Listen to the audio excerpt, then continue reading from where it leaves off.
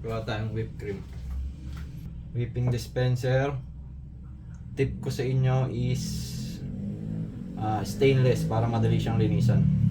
Kasi pagka dun sa aluminum yung loob is lumidikit yung amoy.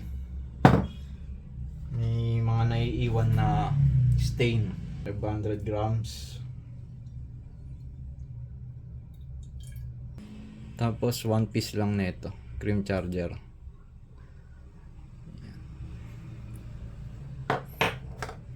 Sarado natin maigi.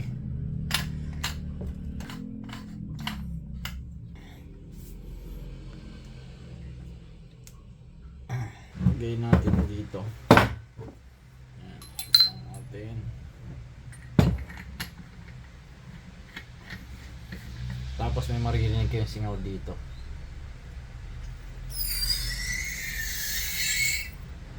Yung shake nyo lang maigi. Tapos pag wala na kayo naririnig na liquid sa loob, okay na yun.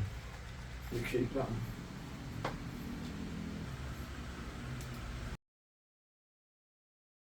Check natin.